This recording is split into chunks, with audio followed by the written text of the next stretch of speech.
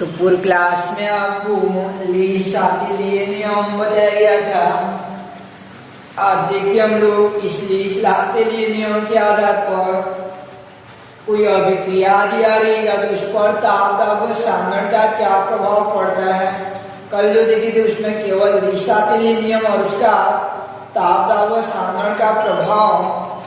आज एक अभिक्रिया दिया रहेगा, पहला वो टाइप का क्वेश्चन बनता है लीसा के लिए नियम लिखी हुआ ताप दाब व सांद्रण का प्रभाव को समझाइए।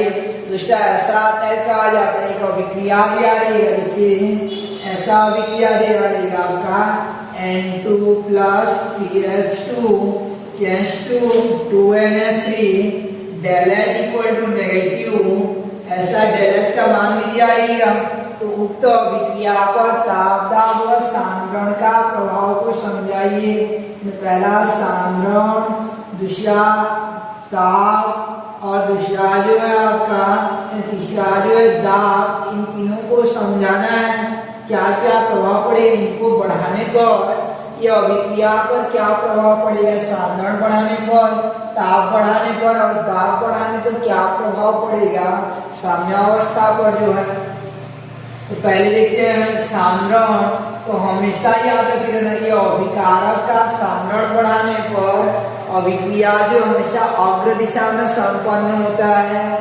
तो यहाँ अभिकारक के रूप में N2 और H2 है, तो अभिकारक की सांद्रता अर्थात N2 और H2 की सांद्रता बढ़ाने पर, यानी अभिकारक अर्थात N2 और H2 की सांद्रता बढ़ाने पर अभिक्रिया अग्र दिशा में संपन्न होगा। अभिक्रिया अग्र दिशा में संपन्न होगा। तो पहला बिंदु हो गया आपका कि उपयुक्त अभिक्रिया में अभिकारक अर्थात N2 और H2 की सांद्रता बढ़ाने पर अभिक्रिया अग्र दिशा में संपन्न होगा। दूसरा देखते हैं ताप का प्रभाव। तो ताप बढ़ाने पर क्या प्रभाव दिखेगा। तो क्योंकि यह अभिक्रिया एक ऊष्माक्षेपीय अभिक्रिया है और ऊष्माक्षेपीय अभिक्रियाओं के लिए कल पढ़ चुके कि ऊष्माक्षेपीय अभिक्रियाओं में अगर ताप बढ़ाएंगे तो अभिक्रिया पश्चिम दिशा में संपन्न होता है। तो इसमें हम लोग ऐसा लिखेंगे कि उपयुक्त अभिक्रिया एक ऊष्माक्षेपीय अभिक्रिया है। उपयुक्त अभिक्रिया एक ऊष्माक्षेपीय अभिक्रिया है। अतः ताप बढ़ाने पर, अतः इस अभिक्रिया में ताप बढ़ाने पर साम्य पश्चिम दिशा की ओर संपन्न होगा। ताप बढ़ाएंगे तो अभिक्रिया या साम्य किस ओर आ जाएगा आपका, पश्चिम दिशा की ओर आ जाएगा। यानी ये बनने के बजाय अमोनिया बनने के बजाय NH3 बनने के बजाय टूटना स्टार्ट हो जाएगा। ताप बढ़ाएंगे तो इसे N2H2 मिल जाएगा। तो उपयुक्त अभिक्रिया में उपयुक्त अभिक्रिया एक ऊष्माक्षेपीय अभिक्रिया है। अतः ताप बढ़ाने पर साम्य पश्चिम दिशा की ओर संपन्न होगा। पहला दाब का सांद्रण बढ़ाने पर अग्र, अब ताप बढ़ाने इसी अभिक्रिया के लिए ये, अब इसी अभिक्रिया ताप बढ़ाएंगे तो पश्चिम दिशा में संपन्न होगा। अब तीसरा दाब का प्रभाव देखते हैं। तो साम्यावस्था में निकाय का दाब बढ़ाने पर साम्य उस ओर अग्रसर होता है जिस ओर अणुओं की संख्या में कमी होती है, ऐसा सीखे हैं। तो उपयुक्त अभिक्रिया में यहाँ पे कैसा हो जाएगा आपका, उत्पाद के अणुओं की संख्या कम है और अभिकारी अणुओं की संख्या ज्यादा है, इसलिए दाब बढ़ाने पर साम्य अग्र दिशा की ओर संपन्न होगा, यानी आगे की ओर जाएगा। उपयुक्त अभिक्रिया में उत्पाद के अणुओं की संख्या अभिकारी अणुओं की संख्या की तुलना में कम है। अतः दाब बढ़ाने पर साम्य अग्र दिशा की ओर संपन्न होगा, यानी आगे की ओर संपन्न होगा। तो सांद्रण बढ़ाने पर आगे की ओर गया यह अभिक्रिया के लिए, दाब बढ़ाने पर पीछे की ओर आया, ताप बढ़ाने पर पीछे की ओर आया और दाब बढ़ाने पर आगे की ओर जाता है। तो इस प्रकार की क्वेश्चन का आंसर हो गया आपका। तो इसको थोड़ा व्याख्यात्मक रूप में लिखा जाता है। जैसे ये है कि लीसा के लिए नियम, यानी लीसा के लिए नियम के आधार पर N2 plus 3H2 change to 2NH3 del H negative के लिए ताप दाब व सांद्रण की प्रभाव की व्याख्या कीजिए। ये क्वेश्चन आ जाएगा। तो पहला सांद्रण तो अभिक्रिया में अभिकारक अर्थात N2 और H2 की सांद्रता बढ़ाने पर साम्य अग्रदिशा की ओर संपन्न होगा। दूसरा दाब का प्रभाव तो उपयुक्त ताप का प्रभाव उपयुक्त अभिक्रिया एक ऊष्माक्षेपीय अभिक्रिया है, अतः ताप बढ़ाने पर साम्य या अभिक्रिया पश्च दिशा की ओर संपन्न होगा। उपयुक्त अभिक्रिया एक ऊष्माक्षेपीय अभिक्रिया है, ताप बढ़ाने पर साम्य पश्च दिशा की ओर संपन्न होगा। तीसरा दाब का प्रभाव तो उपयुक्त अभिक्रिया में उत्पाद के अणुओं की संख्या अभिकारी अणुओं की संख्या से कम है, अतः दाब बढ़ाने पर अभिक्रिया अग्र दिशा की ओर संपन्न होगा। तो ये था आपका ताप दाब व सांद्रण का प्रभाव। एक नोट्स याद रखे रहना कि साम्यावस्था में अभिकारक तथा उत्पाद के अणुओं की संख्या समान होने पर साम्यावस्था पर दाब का प्रभाव नहीं पड़ता है। तो ये था दिया गया अभिक्रिया के लिए ताप दाब व सांद्रण का प्रभाव की स्पष्टीकरण। तो आप इसको बनाए रखना कि अभिक्रिया के लिए क्राइटेरिया कि PCl3 plus Cl2 change to PCl के लिए डेल एच का मान आपका यहाँ पे ऋणात्मक है। तो इसके लिए ताप दाब और सांद्रण का प्रभाव को रफ कॉपी में ट्राई किए रहना। और ये से आपका 2NO change to N2 plus O2 की अभिक्रिया के लिए डेल एच पॉजिटिव है। इसके लिए ट्राई किए रहना। तीसरा कि 2SO2 plus O2 change to 2SO3 की अभिक्रिया के लिए आपका डेल एच नेगेटिव है। तो इन तीनों अभिक्रिया के लिए ताप दाब व सांद्रण के प्रभाव को समझाए रहना। ऐसे इस प्रकार से यह प्रभावित होगा, उसका स्पष्टीकरण किए रहना आप लोग जो रफ में ताप दाब व सांद्रण का क्या प्रभाव पड़ेगा। अब ये दो टाइप का क्वेश्चन हो गया। पहला लिस्ट आते लिए नियम लिखिए, वह ताप दाब व सांद्रण के प्रभाव को समझाइए, अभिक्रिया नहीं दिया रहेगा। दूसरा एक अभिक्रिया दिया रहेगा और ताप दाब व सांद्रण के प्रभाव को समझाइए, ऐसा दिया रहेगा।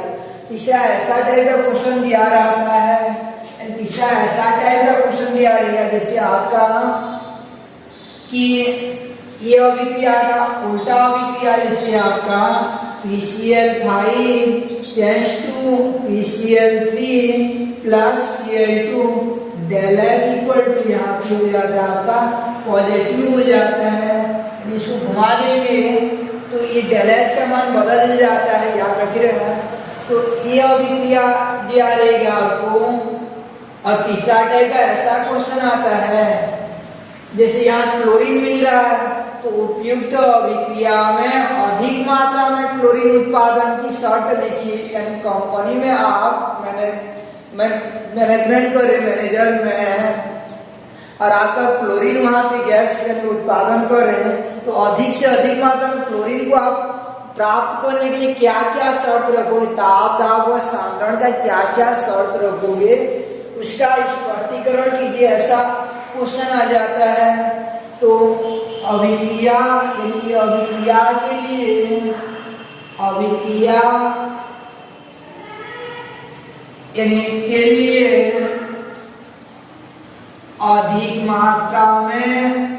मात्रा में क्लोरीन उत्पादन की शर्त, यानी क्लोरीन उत्पादन की शर्त, यानी अधिक मात्रा में क्लोरीन उत्पादन की क्या क्या शर्त रहेगा, इसका स्पष्टीकरण करना है। तो ये अभिक्रिया तो पहला सांद्रण को कैसा रखोगे, अभिकारक की सांद्रण कैसा रखोगे, दूसरा कि ताप को कैसा रखोगे, और तीसरा कि दाब को कैसा रखोगे कि आपको अधिक मात्रा में क्लोरीन प्राप्त होना चाहिए। यहाँ पहले से इसको नहीं पढ़ाया जाता है। ये क्लोरीन अधिक मात्रा में प्राप्त होगा उसके हिसाब से इनका चयन किया जाता है। तो पहले देखिए अधिक मात्रा में क्लोरीन कब प्राप्त होगा, जब इसको अधिक मात्रा में लेंगे, अभिकारक को अधिक मात्रा में लेंगे तब तो उत्पाद अधिक मात्रा में प्राप्त होगा। जैसे ऊपर में जितना ज्यादा धान डालेंगे उतना ज्यादा आपका चावल नीचे में या दिशा मिलेगा तो हमेशा इसको बढ़ाकर अधिक मात्रा में प्राप्त किया जा सकता है। तो पहला होता है आपका अभिकारक की सांद्रता को बढ़ाकर, अभिकारक की सांद्रता को बढ़ाकर अधिक मात्रा में क्लोरीन प्राप्त की जा सकती है। अभिकारक की सांद्रता को बढ़ाकर अधिक मात्रा में क्लोरीन प्राप्त की जा सकती है। दूसरा देखते हैं ताप का प्रभाव क्या, ताप को कैसे रखेंगे। तो ये अभिक्रिया ऊष्माशोषी अभिक्रिया है, तो ताप बढ़ाने पर आगे की ओर जाएगा। तो दूसरा की ताप को हम लोग बढ़ाकर क्या कर सकते हैं, अधिक मात्रा में क्लोरीन को प्राप्त कर सकते हैं। कि उपयुक्त अभिक्रिया एक ऊष्माशोषी अभिक्रिया है, तो ताप को बढ़ाकर अधिक मात्रा में क्लोरीन प्राप्त की जा सकती है। क्योंकि ऊष्माशोषी अभिक्रिया में ताप बढ़ाने पर साम्य अग्रदिशा की ओर संपन्न होती है। उपयुक्त अभिक्रिया एक ऊष्माशोषी अभिक्रिया है, तो ताप को बढ़ाकर अधिक मात्रा में क्लोरीन प्राप्त की जा सकती है। तो अभिकारक की सांद्रता को बढ़ाकर अधिक मात्रा में क्लोरीन प्राप्त कर सकते हैं और ताप को भी बढ़ाकर अधिक मात्रा में क्लोरीन प्राप्त कर सकते हैं। तीसरा कि दाब का क्या प्रभाव पड़ेगा, तो साम्यावस्था में दाब बढ़ाने पर साम्य ऊपर जाता है, इधर अणुओं की संख्या में कमी होती है। दाब को बढ़ाएंगे तो ये अभिक्रिया पीछे क्यों आ जाए, क्योंकि इधर एक अणु है और इधर आपका दो अणु है। तो दाब को बढ़ाएंगे तो हम लोग पीछे क्यों आ जाएंगे, तो क्लोरीन कम मिलेगा। तो क्लोरीन को अधिक प्राप्त करना है तो क्या करना पड़ेगा, दाब को कम करके। तो तीसरा कंडीशन होता है दाब कम कर अधिक मात्रा में प्राप्त कर सकते हैं। क्योंकि साम्यावस्था में दाब बढ़ाने पर साम्य उस ओर अग्रसर होता है जिधर अणुओं की संख्या में कमी होती है। अतः उक्त अभिक्रिया में दाब को कम करके अधिक मात्रा में क्लोरीन प्राप्त की जा सकती है। क्योंकि दाब बढ़ाएंगे तो अभिक्रिया पीछे आ जाएगा, तो आगे बढ़ना है और अधिक मात्रा में क्लोरीन प्राप्त करना है। तो इस प्रकार से तीसरा टाइप का क्वेश्चन हो जाता है आपका कि साम्यावस्था में अधिक मात्रा में क्लोरीन प्राप्त करने के लिए ये कोई अभिक्रिया दिया रहेगा। जैसे आपका ये अभिक्रिया है कि PCl5 to PCl3 plus Cl2 के लिए आप अधिक मात्रा में क्लोरीन उत्पादन के लिए क्या शर्त रखेंगे। तो पहला अभिकारक अर्थात PCl5 की सांद्रता बढ़ाकर अधिक मात्रा में क्लोरीन प्राप्त की जा सकती है।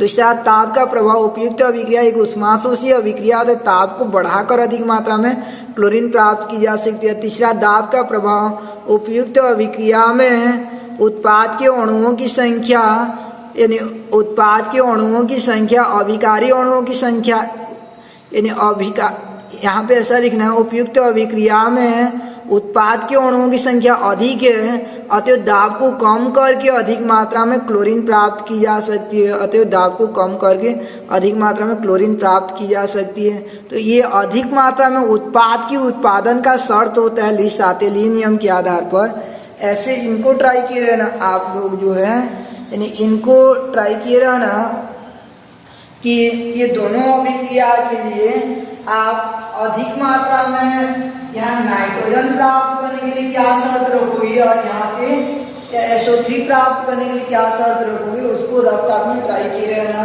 तो ये तीन टाइप का क्वेश्चन होता है। पहला ली-सातेली नियम लिखिए और उसका व्याख्या, दूसरा अभिक्रिया के आधार पर व्याख्या, तीसरा की कोई उत्पाद के अधिक मात्रा में उत्पादन के लिए क्या शर्त रखना चाहिए। तो ये था आपका ली-सातेली नियम। तो यहाँ तक ही आपको कापी में लिखना है। उसके बाद जो हम लोग थोड़ा सा ये चर्चा कर लेते हैं कि ली-सातेली नियम का दैनिक जीवन में उपयोगिता कहाँ कहाँ पे होता है। ली-सातेली नियम का दैनिक जीवन में उपयोगिता कहाँ कहाँ पे होता है। तो ली-सातेली नियम का उपयोगिता, तो जैसे कि एक साधारण एग्जांपल देखते हैं। जैसे दो आपका यानी पानी भरा हुआ दो खेत में जो है, तो आप एक खेत को ऐसे काट देते हैं यहाँ पे, तो इसका उत्पाद की मात्रा कम हो जाता है। तो फिर यहाँ इधर से क्या हो जाता है, पानी आना स्टार्ट हो जाता है, तब तक आता रहता है जब तक कि साम्यावस्था में न आ जाए। तो वहाँ भी ली-सातेली नियम लागू होता है। यदि उत्पाद से कम कर देते हैं तो अभिक्रिया अग्रदिशा की ओर संपन्न हो जाती है। या जैसे दोनों में लेवल में पानी भरा हुआ है इधर ट्यूबवेल की सहायता से यहाँ पानी गिरा देते हैं, ये अभिकारक को बढ़ा देते हैं तो अभिक्रिया की ओर चला जाता है, अग्र दिशा की संपन्न हो जाता है, तब तक जाता है जब तक कि साम्यावस्था में न आ जाए। उसके बाद निष्ठाते नियम का और देने की मन उपयोगिता होता है। जैसे आपका ये रहता है कि कपड़ा को हिलाते रहने पर सूख जाता है, क्यों बोल के, कपड़ा को ऐसे ऐसे हिलाते रहेंगे तो सूख जाता है, क्यों? ये निष्ठाते नियम पर आधारित है कि कपड़ा को हिलाते रहेंगे तो सूख जाता है, क्यों? तो ये जो कपड़ा रहता है और वातावरण में जो नमी रहता है, कपड़ा का जो नमी रहता है, कपड़ा को पानी को निकाल दे तो बहुत ज्यादा जो है और थोड़ा थोड़ा नमी रहता है, और ये वातावरण की नमी दोनों साम्यावस्था में रहते हैं।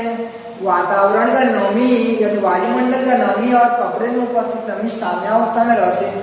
तो जब हम लोग कपड़ा को हिला देते हैं ना तो ये आसपास का नमी यानी वातावरण का नमी जो है दूर चला जाता है, यानी वहां से दूर चला जाता है, तो ये उत्पाद की मात्रा क्या हो जाती है? कम हो जाती है, ये साइड कम हो जाता है। तो साम्य किस ओर जाएगा? अग्र दिशा में संपन्न होगा, तो इसका नमी जो वातावरण में चलना प्रारंभ कर देता है, तो यहाँ से नमी हटना प्रारंभ कर देता है, तो कपड़ा सूखना स्टार्ट हो जाता है। तो वहाँ ये नियम लागू होता है कि जैसे ही कपड़ा को हिलाते हैं तो आसपास का नमी चला जाता है, तो फिर साम्यावस्था में लाने के लिए क्या करता है? ये कपड़ा का नमी वातावरण को आता है और कपड़ा जो सूखना स्टार्ट हो जाता है। ऐसे जो है बहुत ज्यादा मीठा खाने पर जो है दांत सड़ना स्टार्ट हो जाता है, क्यों बोल के? तो मीठा खाने पर दांत सड़ना स्टार्ट हो जाता है, क्यों? तो मीठा में जो आपका अम्लीय प्रवृत्ति पाई जाती है, अम्ल रहता है, तो अम्ल और हमारे जो कैल्शियम आयन है पहले उनके भी जो साम्यावस्था रहता है, दांत में कैल्शियम पाया जाता है तो साम्यावस्था रहता है। लेकिन जैसे जब लोग मीठा को अधिक करते जाते हैं, ये वाला को अधिक करते जाते हैं, तो ये अग्र दिशा जो संपन्न होगा तो ये कैल्शियम को धीरे धीरे जो है यानी कैल्शियम की जो मात्रा है उसको कम करता जाएगा और ये अपना प्रभाव जमाता जाता है, जिससे जो है आपका यानी ज्यादा मीठा खाने पर जो है दांत सड़ना प्रारंभ हो जाते हैं। ऐसे जो है आपका कि जो तीसरा इसका दैनिक जीवन में उपयोगिता की आर्द्रता के मौसम में यानी जुलाई अगस्त के मौसम में हमको पसीना पसीना ज्यादा लगता है, क्यों बोल के? तो जुलाई अगस्त के मौसम में पसीना पसीना ज्यादा लगता है, क्यों? जबकि गर्मी के मौसम में हमारे शरीर से ज्यादा पसीना निकलता है, यानी अप्रैल मई में है। तो गर्मी यानी जुलाई अगस्त में क्या होता है कि हमारा जो शरीर रहता है यहाँ से जो पसीना बाहर निकलता है, जुलाई अगस्त के मौसम में जो है आपका वातावरण में बहुत ज्यादा नमी रहता है, जो वातावरण में बढ़ता हुई रहती है, तो आर्द्रता बहुत ज्यादा रहता है, ह्यूमिडिटी जो है। तो हमारा शरीर से जो पसीना निकलता है वह पसीना जो है इसके साथ साम्यावस्था में आ जाता है, तुरंत जो है पसीना यहीं पर रहता है, साम्यावस्था में आ जाता है, जिससे शरीर जो चपचपापन महसूस करता है, यानी वहां पे नहीं सूख पाता है तो ज्यादा पसीना टाइप का लगता है। लेकिन गर्मी के मौसम में ये वातावरण में यानी आर्द्रता या नमी नहीं रहती है, यानी बहुत कम रहती है आर्द्रता या नमी, तो जैसे पसीना निकलती है तुरंत क्या होती है यहाँ अग्नि साइड चली जाती है, वातावरण चली जाती है, तो शरीर पर रुक नहीं पाता है, शरीर की त्वचा पर हमको कम गर्म यानी कम आपका पसीना पसीना महसूस होता है गर्मी के मौसम में, क्योंकि वातावरण में चला जाता है। और मान लीजिए आर्द्रता का मौसम है तो वो जल्दी नहीं जाता है, साम्यावस्था में आ जाता है, जिससे शरीर में वो पसीना पसीना टाइप का लगता रहता है। इस प्रकार ये नियम का दैनिक जीवन में उपयोगिता हो जाता है। ऐसे कुछ भौतिक उदाहरण देखते हम लोग कि बर्फ को जल में बदलेंगे तो उस समय क्या प्रभाव पड़ेगा, ताप दाब और सांद्रण का क्या प्रभाव पड़ेगा। तो बर्फ को जल में बदलेंगे तो इस स्थिति में है कि बर्फ को जल में बदलना तो यहाँ उष्मा का अवशोषण होता है, क्योंकि उष्मा लेकर जल में बदलता है तो उष्मा शोषी अभिक्रिया होता है। तो पहला इसमें सांद्रण बढ़ाएंगे, बर्फ की मात्रा बढ़ाएंगे तो अभिक्रिया आगे जाए, ज्यादा मात्रा में जल बनेगा। दूसरा चूंकि ये उष्माशोषी अभिक्रिया तो ताप को बढ़ाएंगे तो आगे की ओर जाएगा, ज्यादा मात्रा में जल प्राप्त होगा। जाहिर सी बात है कि बर्फ को ज्यादा ताप देंगे, गर्म करेंगे तो जल बनेगा। तीसरा दाब का प्रभाव, यानी दाब का क्या प्रभाव पड़ेगा, तो दाब का प्रभाव में उस ओर जाता है जिधर अणुओं की संख्या या आयतन में कमी होती है। तो याद रखें जल का आयतन कम होता है बर्फ की तुलना में, यानी समान मात्रा में बर्फ और जल की कल्पना करेंगे तो जल का आयतन कम होता है और बर्फ का आयतन अधिक होता है। तो दाब बढ़ाने पर